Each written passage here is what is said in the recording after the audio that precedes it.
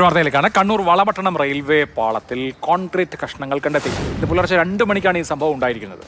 Bhavnagar express concrete കഷ്ണങ്ങൾക്ക് മുകളിലൂടെ കടന്നു പോവുകയും ചെയ്തു എന്നാണ് മനസ്സിലാവുന്നത്. ഫെലിക്സ് വിവരങ്ങളുമായിട്ടുണ്ട്. ഫെലിക്സ്, എന്താണ് പോലീസിന്റെ പരിശോധനയിൽ മനസ്സിലാകുന്നത്?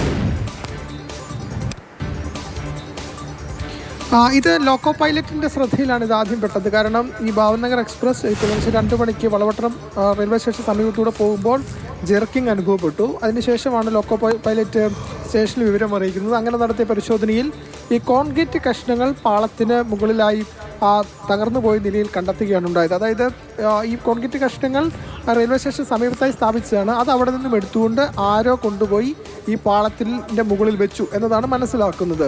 അതിൻ്റെ അടിസ്ഥാനത്തിലുള്ള പരിശോധന ഇപ്പോൾ റെയിൽവേ പോലീസ് നടത്തുന്നുണ്ട്. വളപട്ടണം പോലീസ് കേസെടുക്കുകയും ചെയ്യുമെന്ന് വ്യക്തമാക്കുകയും ചെയ്തിട്ടുണ്ട്.